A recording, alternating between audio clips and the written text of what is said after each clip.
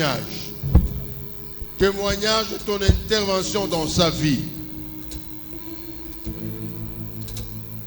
Seigneur, il y a de ceux-là qui seraient morts il y a longtemps. Mais aujourd'hui encore ce matin, nous sommes là dans ta présence. Nous voulons, ô Père éternel, par ce parole faible et vaine, exprimer au tendre Père notre minime présence dans ce monde, gardée par ta présence, par ton amour. Merci Père. Merci Seigneur. Car si nous regardons en arrière, de maladies, des accidents, des attaques, nous venons de loin Seigneur. Ta main nous a, ô Père éternel, épargné de beaucoup de choses.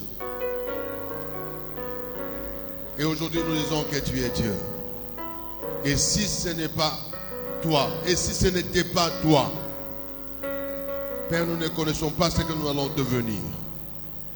C'est pourquoi ce matin, reçois l'honneur, la gloire, la louange, l'adoration, l'élévation, car tu es le Dieu de gloire, le Dieu de toute puissance. Au nom de Jésus, nous disons Amen. Amen. Est-ce que tu peux acclamer ce grand Dieu? Le Dieu tout-puissant.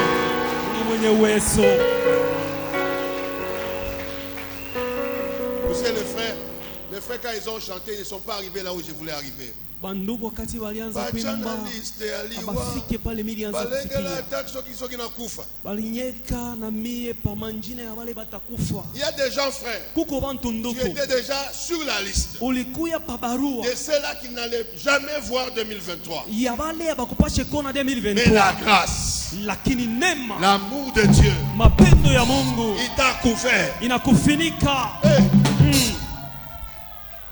Moi quand je regarde seulement, va aussi regarder les gens de ton âge, les gens avec qui tu es né, les gens avec qui tu jouais dans les quartiers. Combien sont vivants? Et parmi ceux-là qui vivent là, regarde leur aspect à ton aspect. Parce que la plupart de nous, nous arrêtons seulement au Mishukuliake. Non, mais regarde l'aspect de l'autre là. Par rapport à ton aspect. Tu verras que Dieu est en train de travailler. Wow, que Dieu te bénisse. Que Dieu te bénisse. Est-ce que tu peux me donner un bon amen? Vous savez, aujourd'hui dans l'église, je ne sais pas si c'est moi qui arrive un peu en retard ou c'est les modérateurs qui ont oublié ou encore ce sont les chantres qui ont rejeté ça. La partie là de la louange, ça n'existe pas. Moi je ne sens pas. Amen. Amen. Moi je ne sens pas la louange. Sifa. Comme la louange là que nous on faisait avec les sifa ile tulianzaka kufanya na mikono na mikulu. Wachijila yo. Unaisha kufanyaka ile. Shima mawima. Je voulais louer le Seigneur. Napenda tumusifu Bwana.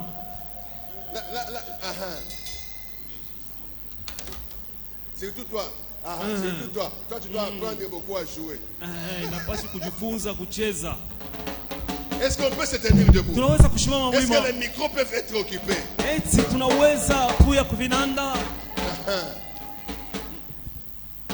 Comme Dem s'appuie encore la guitare là, ça m'a gamboué bien. Ok. Donnez-moi seulement un son. Yes.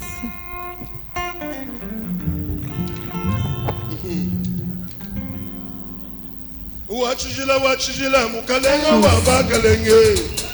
Wachijila yo.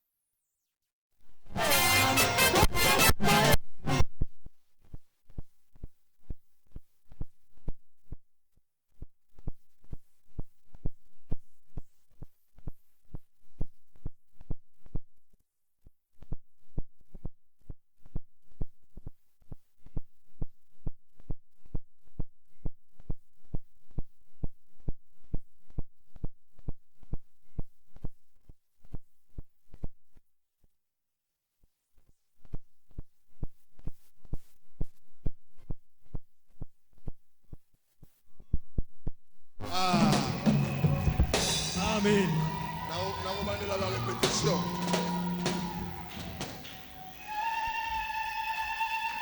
Bien-aimé, la louange revient à Dieu. Sifa inamwelekea Mungu. Je ne sais pas à partir de c'est demain, c'est aujourd'hui. Sijue kama ni leo wala ni kesho. Vous allez voir que les gens ils vont commencer à danser pour les gens. Mutaona watu wanaanza kucheza juu ya watu. Moi, si tu me trouves même au mariage, Mie kama unikutanisha tamu karamu ya ndoa, mishi chezake. Parce que je vais danser devant les païens, devant les gens. Mishezi kucheza mbele bapagano mbele ya Et watu. ici il y a le Saint. Lakini hapa ni baba takatifu. Ici il y a Dieu. Hapa peko Mungu. Je danse devant le Seigneur. Nacheza mbele ya Bwana.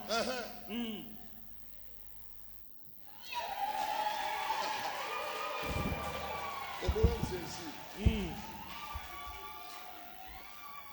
Si tu n'as pas descendu ici les genoux là, c'est comme le frère Pascal aujourd'hui n'a pas dansé. Parce que je le regardais ici au niveau des genoux. Les genoux n'avaient pas fléchi.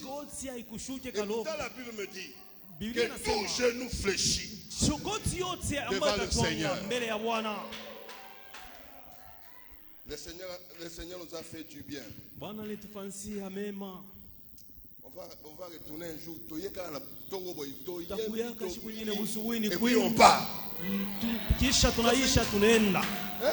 Oui. Et puis tout lundi. C'est toi debout, nous lisons la parole. 2 Corinthiens chapitre 5. Ceux-là qui n'ont pas de Bible, ils lisent avec moi devant. 2 Corinthiens chapitre 5. Et nous commençons à partir du verset 16 au verset 20.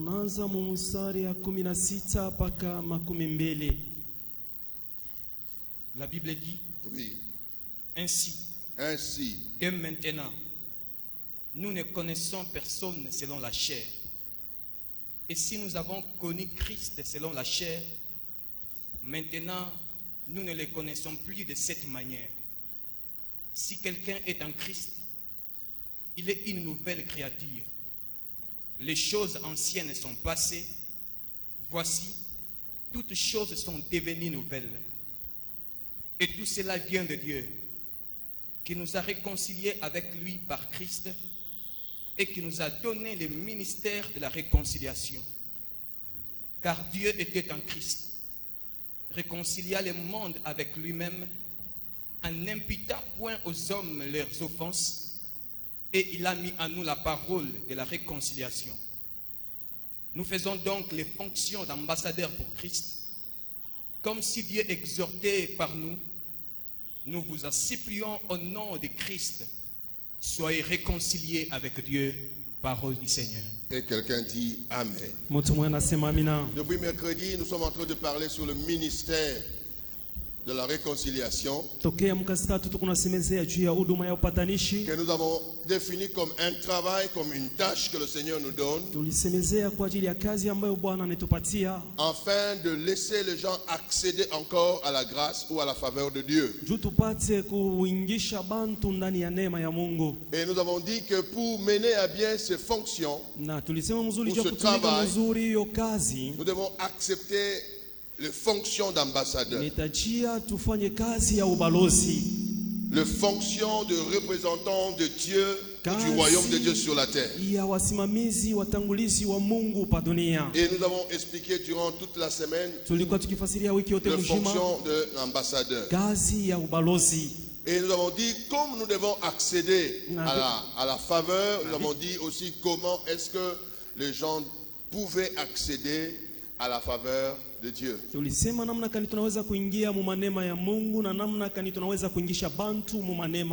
le vendredi, avant que nous ne puissions clôturer, nous avions déjà donné la synthèse sur ce ministère. Nous avons dit que c'est un ministère qui consiste à établir la paix entre l'homme et Dieu. Ce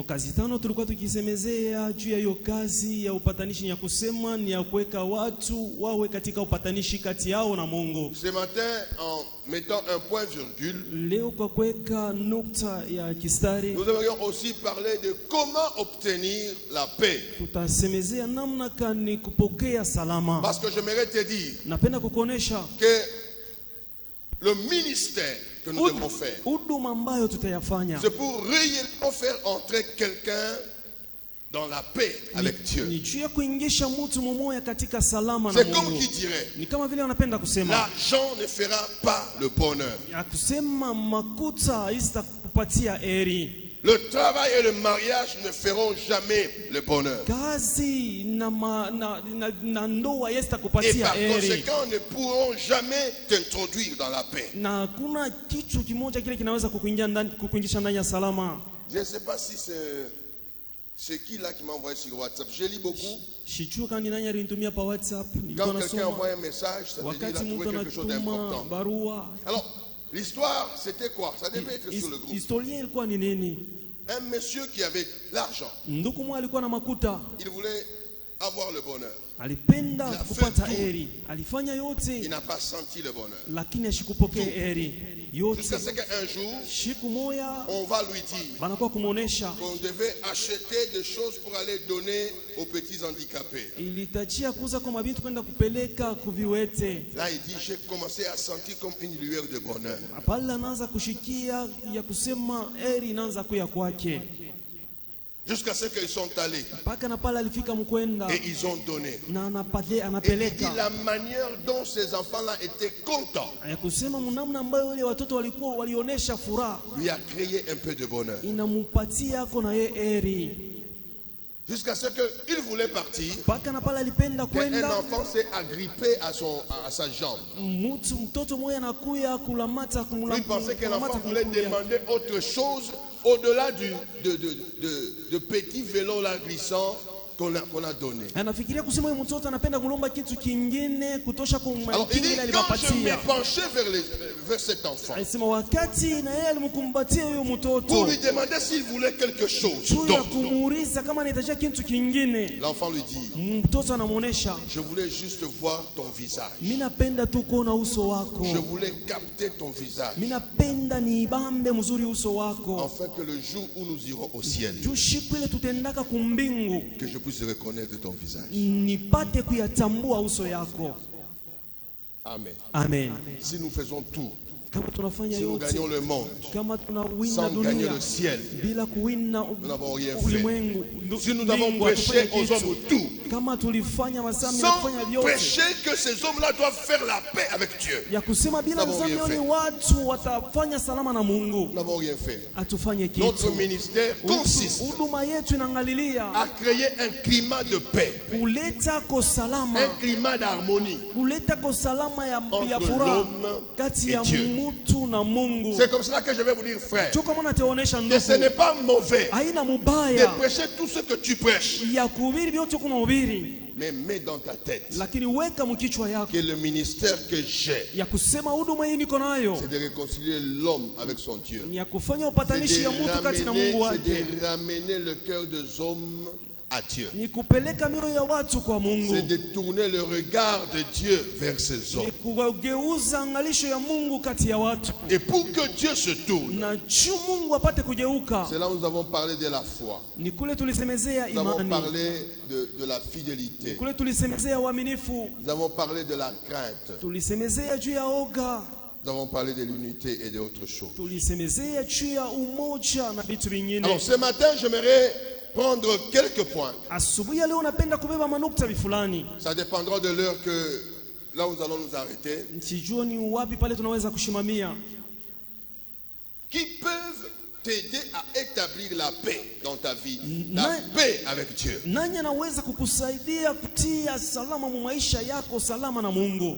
Paul nous dit, Paulo nous anasema, sommes en Philippiens chapitre 4, tuko katika kitabu wa Filipo sura yake ya 4 les versets 6 à 7. mstari wa Il nous dit, 6 ne na vous 7. inquiétez de rien. Asema msisikitike juu ya Mais en kitu, toutes choses, faites connaître vos besoins à Dieu par de prières juu ya maneno yote mjulishe Mungu wenu mambo yenu kupitia maombi et des supplications na kumusii avec des actions de grâce. na matendo ya shukrani, Et la paix de Dieu na salama ya Mungu qui surpasse toute intelligence ile inapita maakili gardera vos yote, cœurs et vos pensées en Jésus-Christ. itajaza mioyo yenu na akili yenu Trois ndani ya choses. On Yesu. dit, faites connaître toutes choses Banasema vitu par tatu. vos prières Mjulishe Vos Mungu supplications mambo yenu kupitia maombi, et des kumusii actions de na grâce. matendo ya shukrani.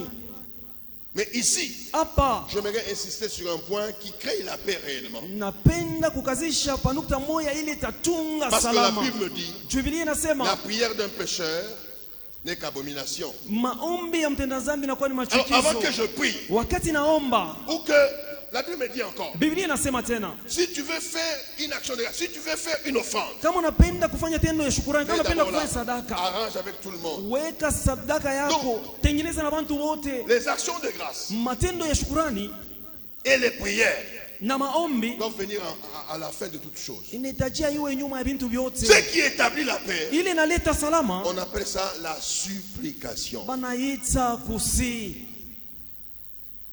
J'aime parler ça en Kibemba. Napenda kuisema Mkibemba. Mkibemba wanasemaka ukupapaka.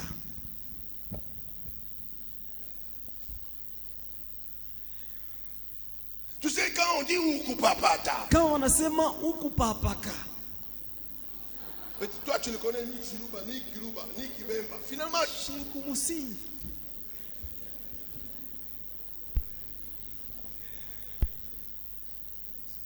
Si tu es devant un Mubemba kama kumbele ya Mubemba et qu'ils disent na papata, il ne sera jamais debout. Il ne sera jamais debout. Il va s'agenouiller. Il y a même les autres qui vont se mettre par terre. Parce que quand tu dis supplication en français, là, c'est encore bon. Mais en Kibemba, là, ukupapata, ça ne va être debout. Na papata ça.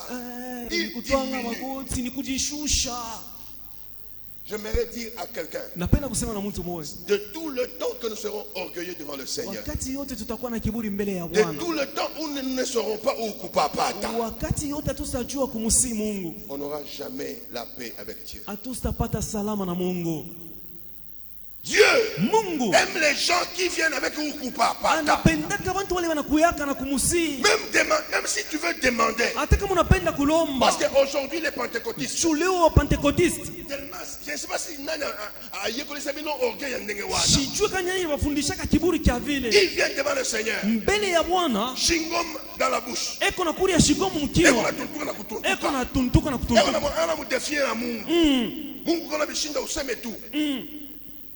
ne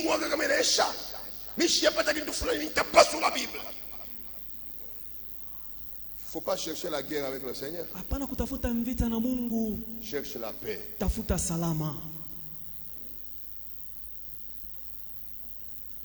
Cherche où kupapata. Il y a des gens, même s'il était énervé, même si il voulait te tuer, si tu viens avec des supplications, les gens aiment ça. Parfois c'est comme une flatterie, mais il faut nous apprendre le corbeau et le renard. On a dit quoi? Apprenez que tout flatteur vit au dépens de celui qui l'écoute. Ça va être comme une flatterie, mais ça va te faire bénéficier la paix. Non, je suis un kasema katoke na kacha tu tu hivi ndio tungata mikoshi, mais j'ai eu la paix.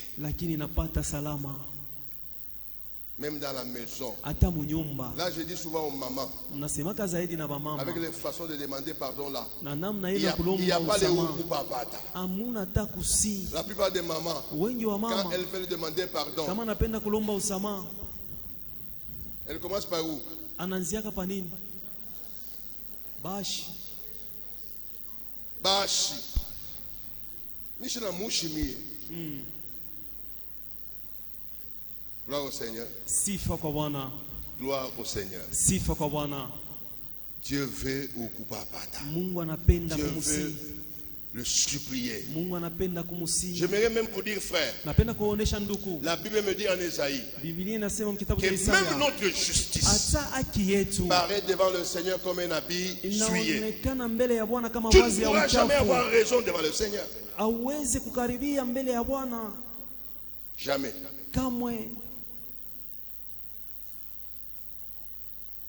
Oh, mitebiacha tukomba yo binye bikono gasa tuna omba sa tuombe. Mungu ako ndani yako yani? Pacha bushima bwa bule. Eba sa uko naomba saa tuombe. Kama unaona uko naomba saa uombe, toka mu maombi. Ingia mu kupapata. Ingia mkumusi. Soyez bénis. Mubarikiwe.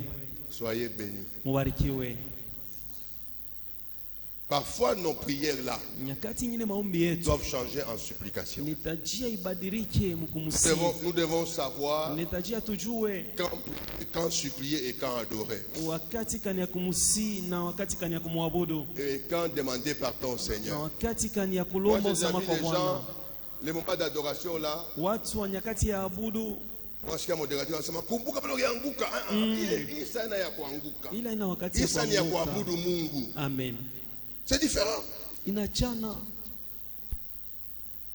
Mwasikia mtu unatafuta Mungu mbariki.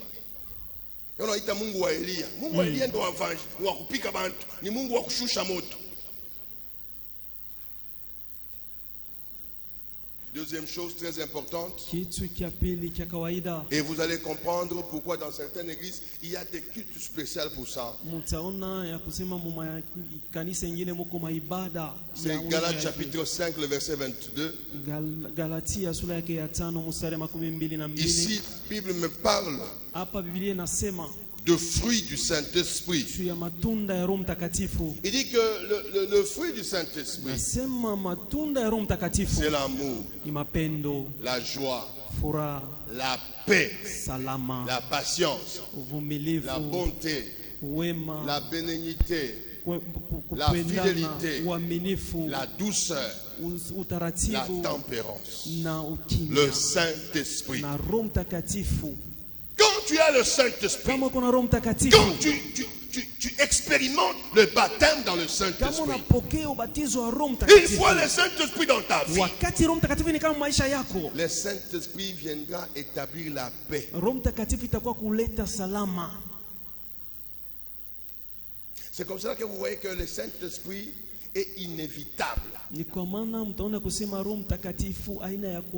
la Bible dit que parfois nous ne savons même pas comment prier. Et le Saint-Esprit en nous prie par des soupirs inexprimables.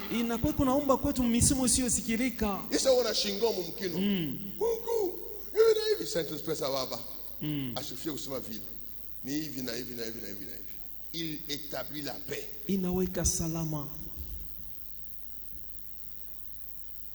Si vous voulez réconcilier un homme avec Dieu, faites un effort. Priez avec cette personne-là. Apprenez-lui des choses sur le Saint-Esprit. Une fois qu'il entre en communion par le baptême dans le Saint-Esprit, tout va changer. La paix de Dieu va entrer en lui. Mais sans le Saint-Esprit,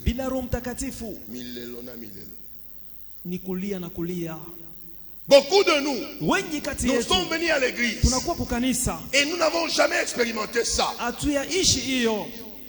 C'est là où nous avons des difficultés. Je vais vous dire que c'est la vérité. Il y a des gens qui sont venus à l'église pour avoir le mariage. Il y a des gens qui sont venus à l'église pour ceci et cela. Ils n'ont jamais entendu parler ni expérimenté le baptême dans le Saint-Esprit. C'est là où la confusion s'est établie dans la vie de plusieurs. Les baptêmes dans le Saint-Esprit, la vie dans le Saint-Esprit doit être une priorité avant toute chose.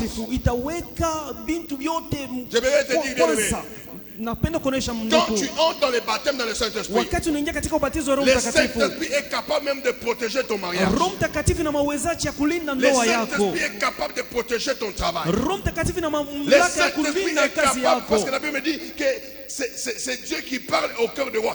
Le Saint-Esprit, pour ta cause, peut sortir, aller parler à quelqu'un de toi.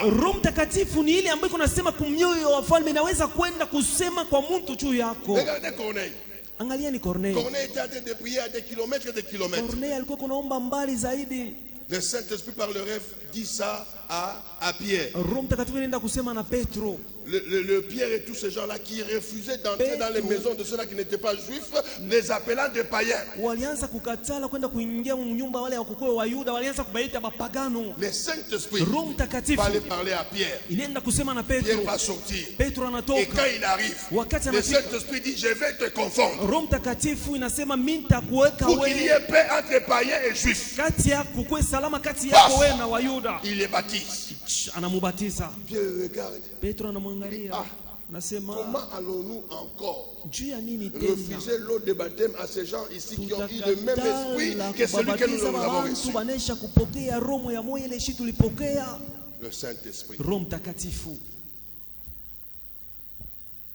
C'est pour dire à quelqu'un, beaucoup de confusion dans ma vie, de séparation avec Dieu.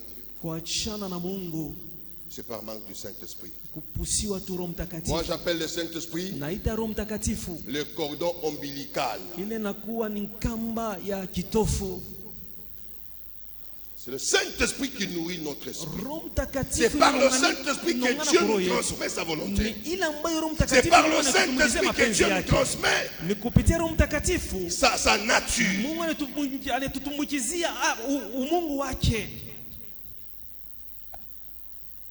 Et j'aimerais vous dire, surtout toi prophète, que si nous avons une église de gens remplis du Saint-Esprit, c'est une église où la paix va régner. Hein? La paix. Salama. Comment obtenir la paix de Dieu? Le baptême dans le Saint-Esprit et la présence de l'Esprit en nous. Sans le Saint-Esprit, c'est difficile. Chacun ici a son orgueil. C'est le Saint-Esprit quand il entre en nous qu'il brise ce orgueil.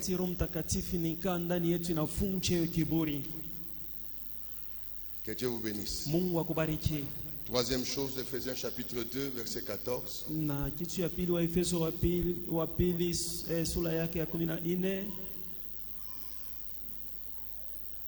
Ephésiens 2, chapitre 2, verset 14. Tu es où là, mon frère? Tu es en Proverbe. Voilà. Car il est notre Père. Commence un peu à partir du verset 13.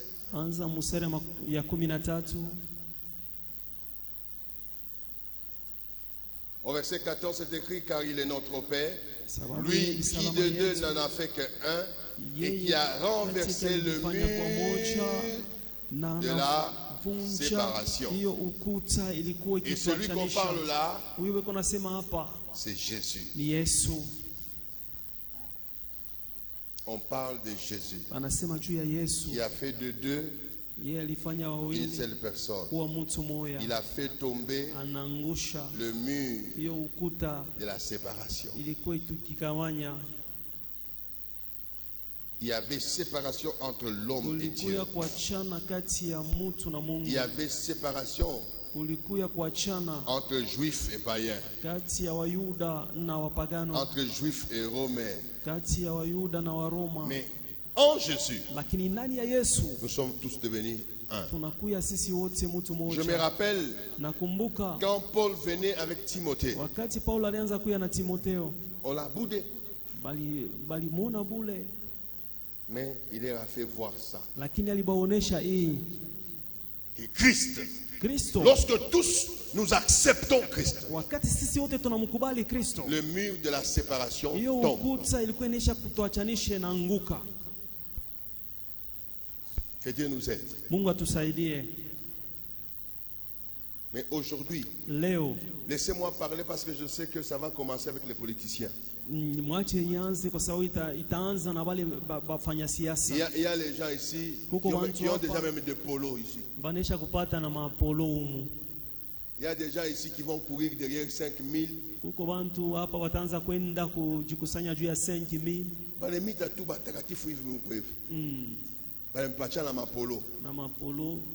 Kisha mnaanza kuchambulana na frère wa mumisa yenu.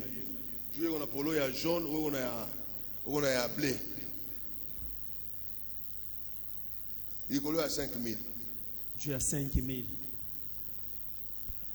Oubliant que tous ceux-là qui ont accepté Christ, wale wote walimkubali Kristo, Christ a établi la paix entre Kristo nous. aliweka salama kati yetu. Et quelqu'un qui agit comme ça, Na mtu leko moi je natenda dis vile, seulement qu'il n'a pas accepté Christ. ni tutatambua kusema tu ashikumkubali Kristo. Mais moi je pense ici, Nafikiria hapa nous devons faire preuve nahitajia tuoneshe que nous avons accepté ya Christ. kusema shie tunesha kumkubali Kristo. Les disciples de Jean-Baptiste, Wanafunzi wa Yohane Mbatizayo après le baptême de Christ, kisha kubatiziwa kwa Kristo, ils sont allés voir le disciple de Jésus en train de baptiser. wanenda kukutanisha wanafunzi wa Yesu weko na Ils batiza, sont venus rapporter ça à Jean. wanakuwa kumujulisha hiyo Yohane. Écoutez la réponse de Jean. Shikieni Il dit, jibu ya Yohane s'ils ne sont pas contre nous, ya kusema kama bana kinyume nasi, alors ils sont pour nous. ni kusema beko pamoja. Comment est-ce que nous allons professer la même foi Namna kani tutaonesha imani moya? Et avoir des problèmes entre nous. Ni kama kuna mambo katikati yetu.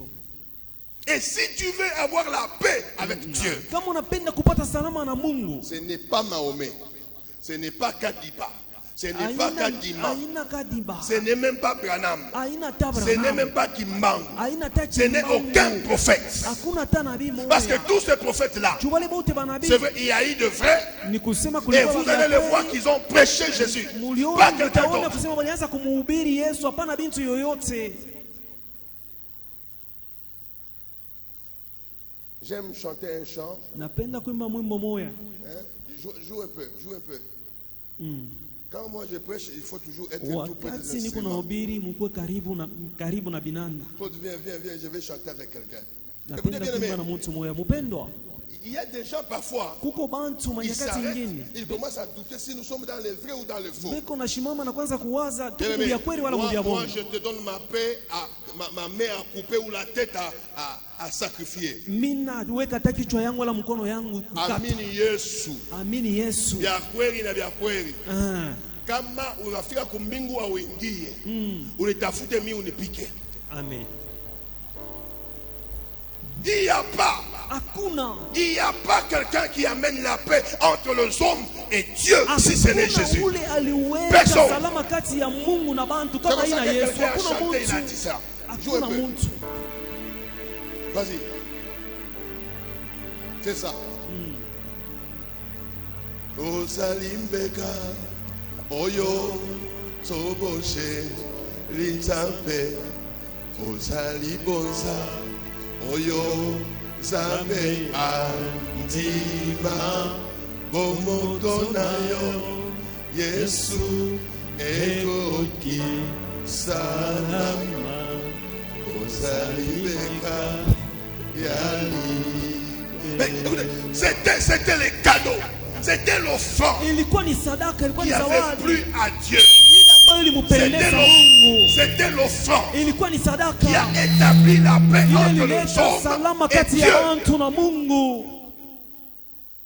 J'aimerais dire à quelqu'un, Napenda kuonesha mtu moyo. de tout le péché que tu avais commis, Mazambi yote ile wewe ulishafanyaka. de toutes les gaffes que tu avais organisées, Vibaya vyote vile wewe ulitayarishaka. si aujourd'hui Kama tu leo acceptes le Seigneur Jésus comme ton Seigneur et ton Sauveur personnel, unamwichikia Bwana Yesu Kristo kama les gens peuvent mkombozi wa rester maisha à te yako, condamner. bantu wanaweza kubakia Parce que ça, c'est le mkukuhukumu. propre des gens. Shu ile inakuwa ni mambo ya bantu. Mais par ton acceptation, ça Lakini va kwa établir la kumkubali paix tu Yesu, yeye atatia entre salama toi et kati Dieu. yako Dieu ne va na plus te Mungu. regarder avec colère. Mungu asitaanza kukuangalia na kasirani. Non, il Hapana, va te regarder avec les yeux de paix. atakuangalia na macho ya salama. Pourquoi? Juu ya nini? Parce qu'il n'y a que Jésus.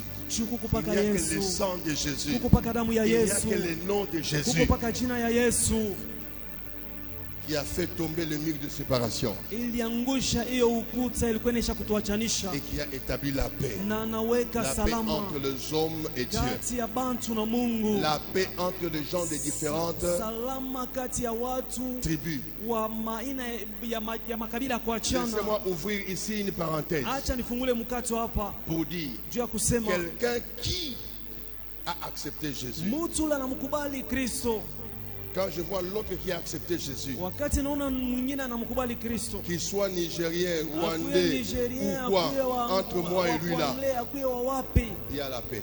kuko tu salama kati yake na Il y a la paix. kuko salama.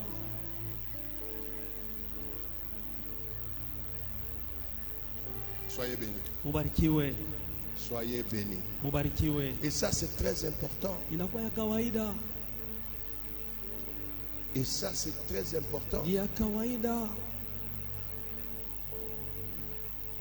C'est là où je dis, Ni kule nasemaka, quand vous trouvez dans une église, kama mnakutanisha mkanisa, seulement les gens d'une même tribu, paka bantu bakabila moyo, ils chantent, beko na imba, ils prêchent, anahubiri, ils se salient dehors là. beko na lamkiana inche, Seulement dans leur tribu. paka muruga ya kabila yao. Je n'appelle pas ça église. Mishi itake kanisa. Je n'appelle pas ça église. Mishi itake kanisa. Bon, si c'est dans un village Kama ni kumukini, où il n'y a que les gens de cette tribu-là, je peux encore accepter. bantu bakuile mukini, mina naweza pengine kukubali. À Lubumbashi, Huko kulubumbashi, à Kinshasa, kukishasa, à Kolwezi, kukolwezi, à Likasi. kulikasi, Bref, dans de grandes villes. mumamuchi kubwa, C'est pas normal. aina mzuri. Une église doit être hétérogène. Kanisa inatachia iwe na watu wa kuachana. Soyez bénis. Mubarikiwe. Soyez bénis. Mubarikiwe. J'aime dire ça Napenda kusemaka hii pour choquer les gens qui juu ya kumisha mioyo ya sont watu encore dans wale le tribalisme. beko mambo ya makabila. Et j'aimerais te dire, bien-aimé, Napenda kukonesha nduku, s'il y a quelqu'un parmi nous kama kuko mtu katikati yetu qui peut ou qui a déjà entendu wala nesha shikiaka quand un bébé naît, wakati mtoto anazarikwa il pleure dans quelle langue? anakalaka na ria muluga kani. Hein?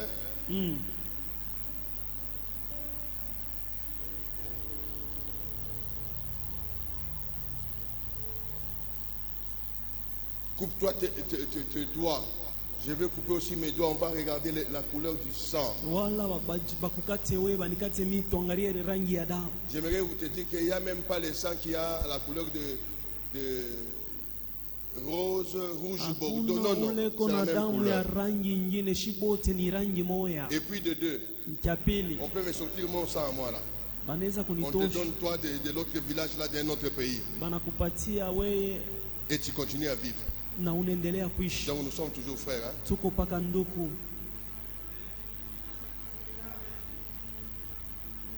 Soyez bénis. Soyez bénis. Bien-aimé, j'aimerais te dire ici quelque chose de très bien et de très vrai.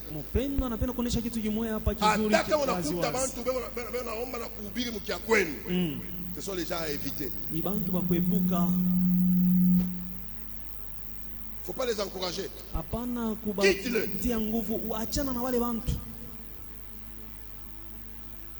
Soyez bénis. Soyez bénis. Parce que le mur de la séparation par rapport à l'acceptation de Jésus comme notre Seigneur et Sauveur personnel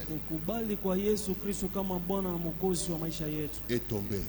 Et ça établit la paix entre les hommes et Dieu, entre les hommes et les hommes. La plupart, pour appuyer leur tribalisme, ils disent, mais la Bible ne dit pas que tous sont des Galiléens. Donc même Jésus là,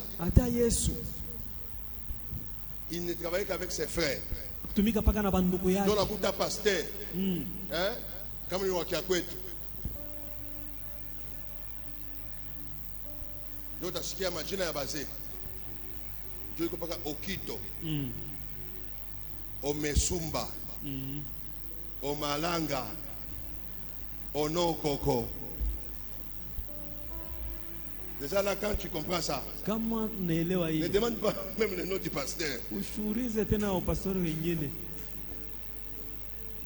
Parce que le pasteur en ce moment-là, son nom sera Odimba.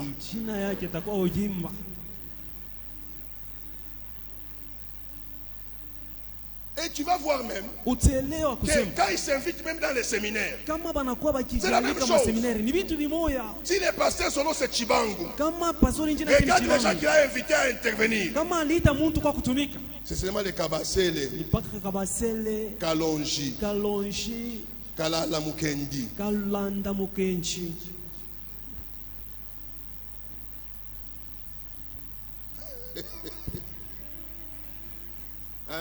Mais on a trop, papa. On fait accéder les gens au ministère, à la fonction d'ancien, pas par rapport à la capacité, pas par rapport au Saint-Esprit, mais par rapport au nom de famille.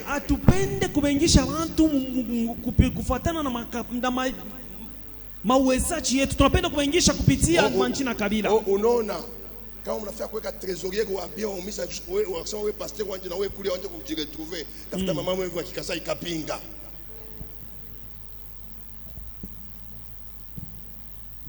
Nous oublions que le mur de la séparation était renversé. On ne laisse pas les gens accéder à un poste, à une charge dans l'église par rapport à notre tribu. Et même, on ne va pas aller dans une église chercher le nom du pasteur pour connaître sa tribu. Moi, mon nom est Kande Kapena Kapekula. Cherche ma tribu. Parce que je suis partout. Oh, je suis là où tu vas me mettre. Quand tu me trouves avec les Bangala, je parle Lingala. Quand tu me trouves avec les Baluba, qu'ils soient du Kasaï, du Katanga, je parle le Kiluba, je parle le Chiluba. Quand tu viens à Okatanga ici, je parle le Kibemba. Parce que je sais une chose. Ce n'est pas la langue qui va me séparer de mon frère. Il peut parler dans n'importe quelle langue, mais il peut être une bénédiction que le Seigneur a placée devant moi. Alors il faudrait que les murs de séparation tombent, parce que nous avons accepté Christ.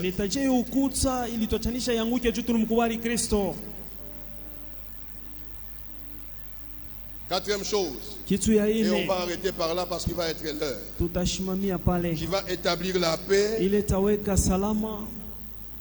Ça, on a parlé beaucoup déjà sur l'amour de la parole, en Psaume chapitre 119, verset 165.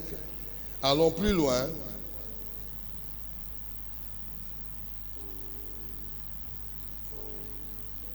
Allons plus loin. Prenons Romains chapitre 8. Au verset 6, la Bible dit quoi?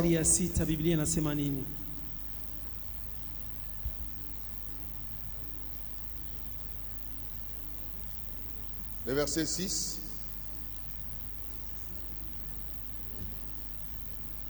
Et l'affection de la chair, c'est la mort. C'est la mort. Tandis que l'affection de l'esprit, c'est la vie et la paix, parole du Seigneur. Amen. Quand tu t'attaches aux choses charnelles, et si on dit affection, ça veut dire un amour exagéré aux choses de la chair, tu tends vers la mort. Quand tu t'attaches beaucoup au tribalisme, tu tends vers la mort. Quand tu t'attaches beaucoup seulement aux bénédictions matérielles, tu tends vers la mort. Quand tu t'attaches beaucoup seulement aux choses de ce monde, tu tends vers la mort. C'est pour dire, pour avoir la paix avec Dieu. Nous devons avoir, en anglais on appelle ça mindset. Ça veut dire que nous puissions avoir des pensées, des choses de l'esprit.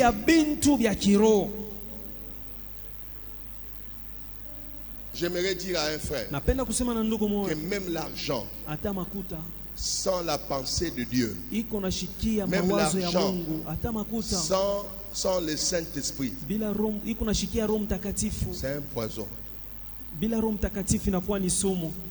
C'est quoi? C'est quoi? C'est un poison. Pour que tu sois équilibré, si Dieu te bénit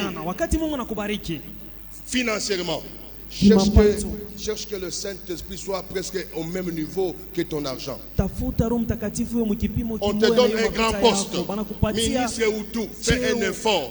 Que le Saint-Esprit en toi aussi s'élève jusqu'à ce niveau-là.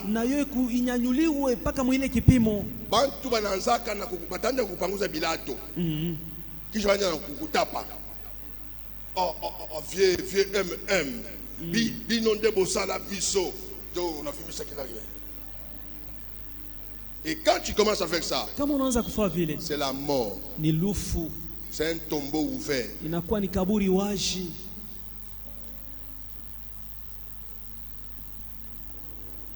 Utakuwa nikaloko tu hivi anampiga mtoto wako kinkoni ndio aenda kuiba maembe huko wenyewe. Mtoto wako anaenda kuiba maembe. Kisha unaenda bamba batabapika fimbo kila mmoja, tabaombea fimbo, tabalipia. Tombeau ouvert. Kaburi waji. Mitapika kuanzia tafika na baba kubakambulula. Ils t'ont touché. Regardez ces choses. Angalia vile bintu. Hein? On a été avant de regarder moi ces choses. Hein? L'argent. Makuta. L'argent. Makuta. C'est un bon serviteur mais un mauvais maître. Ça veut dire quoi? Quand tu mets l'argent comme ton serviteur, ça veut dire que tu le contrôles. Mais quand l'argent commence à te contrôler, c'est terrible. Amen. Amen. Amen. Amen. Jotona tu muntu tumakuta ina mutonda. Samaki kwa busheria hapa nakatala. Sasa mama samaki ndio ya kuuza uza. Aenda kuuza ya mu golf. Na ya mu golf, na hii hapa. Binachana kwa nini? Kwa sababu fika mbele mu golf. Na isasi ngapi utapotesha?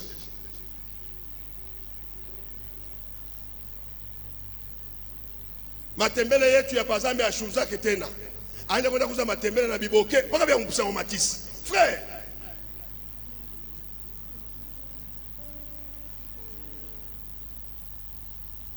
il faudrait que l'esprit domine. Il faut qu'on ait le mindset spirituel. Et quand le mindset est spirituel, tu verras que ça va t'apporter la paix. C'est comme ça que la Bible n'interdit jamais à un homme d'être riche. Mais il conseille aux riches comment ils vont se comporter. Il dit, vous riches, comportez-vous avec décence.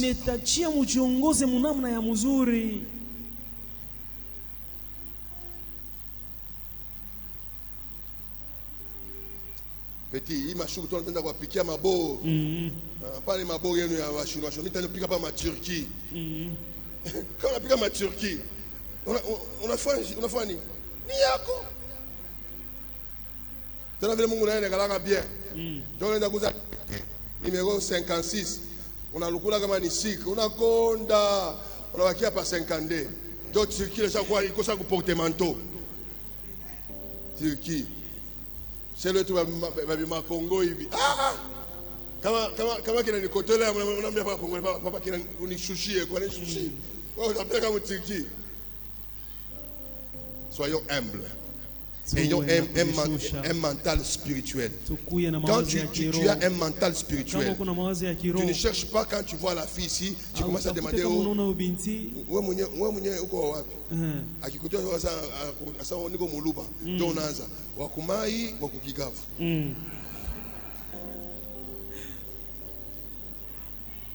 Oh hapana niko wakumai wakumai fashika niko kingonja. Frère, mais ubo shubwa kona sawa kingonja kana beupe. Oh hapana niko Kasai Kasai wa Mbushimai wa Kananga. Wewe mwenyewe Kananga huko kutoka na wakutibaya wakutibelenge. Tout ça pourquoi? Vile vyote vya nini? Tout ça pourquoi? Vyote vile vya nini? Oh hapana niko wa Muemba. Okay Muemba mwena muona. Moi, ça n'a pas d'importance. Moi, J'ai la joie de voir un frère créé à l'image de Dieu, qui a cru au même Dieu que moi, qui prie pour moi, qui m'accompagne dans la foi. C'est tout ce que j'ai besoin. Je dois changer ma façon de voir. J'aimerais dire à un frère et à une sœur, la personne que Dieu a placée pour ta bénédiction, tu ne la connais pas. Et elle peut être de n'importe quel village. Pensons spirituel et non charnel. Pensons spirituel. Quand le spirituel domine, ça établit la paix. Même dans ton cœur, la paix s'installe. Même dans la vie de tout le jour avec les amis, la paix est là.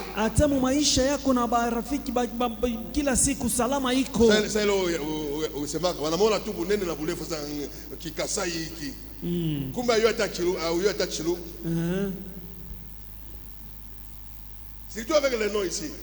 Tu vas connaître seulement mon kabila ya shoyaki. C'est yako ya mbumba.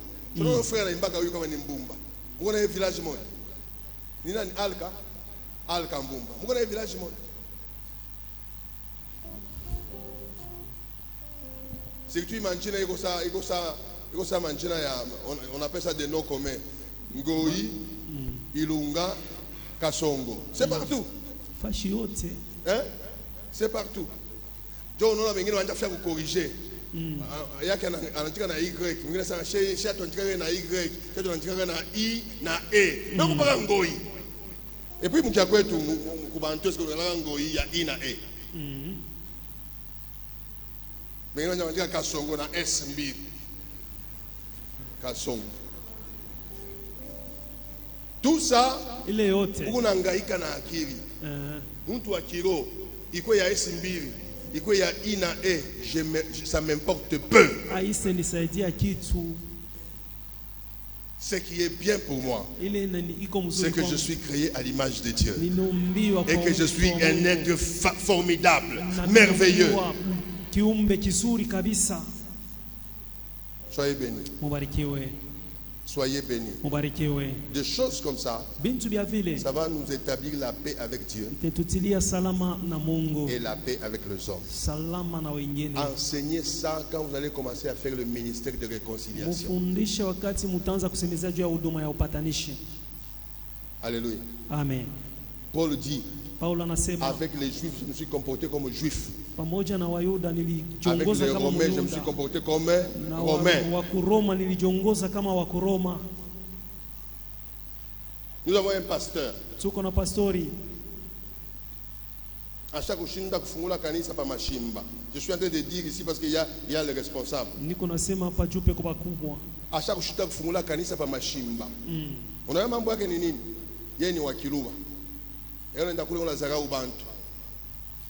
Mwe wakilamba ndipo yule mnekalaka. Ampendeke bya Mungu. Nasema okay. Sasa on te chercher wakilamba tuneke bya Mungu. Utatonaka shikoma tutakulambula mkanisa yako. Abendake mkanisa. Akaona wewe shikoma sababu papa, nafia tunifungile kanisa. Nasema unafia kufunga. Ndio vile Mungu alikwambia, basi yote unayofanya abendeke. Tu ne peux pas kuendelea si tu ne changes pas. Si ton esprit là il y a encore le marma, il a des tribalismes.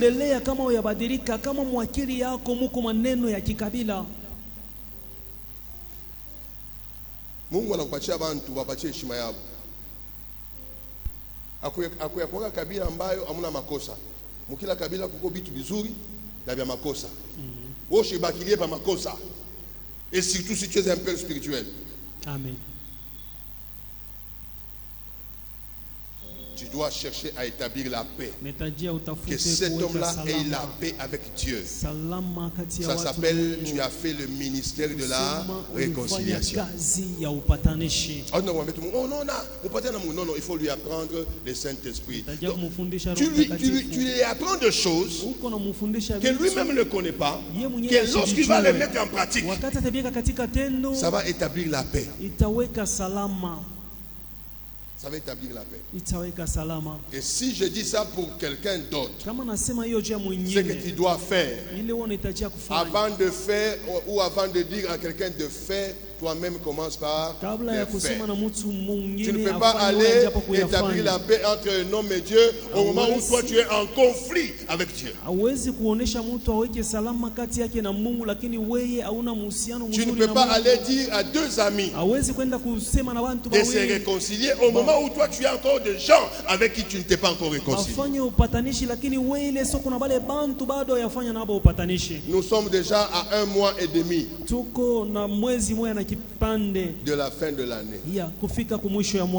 Regarde avec qui tu as fait la paix. Ou encore, est-ce que as-tu ajouté des ennemis et des adversaires sur ta liste? Alors commence par toi-même. Établis la paix avec tout le monde et introduis les gens dans la paix, la paix avec les hommes, la paix avec eux-mêmes et la paix avec Dieu. Et la manière d'établir la paix est là. Faire que les gens commencent à penser d'une manière spirituelle. Faire que les gens fassent tomber les murs de séparation. Faire que les gens puissent être remplis du Saint-Esprit.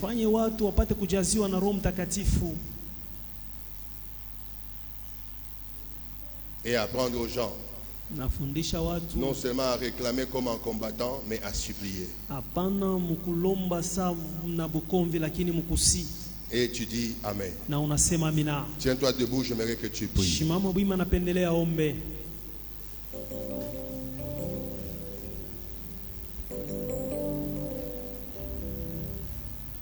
Yo Salinsa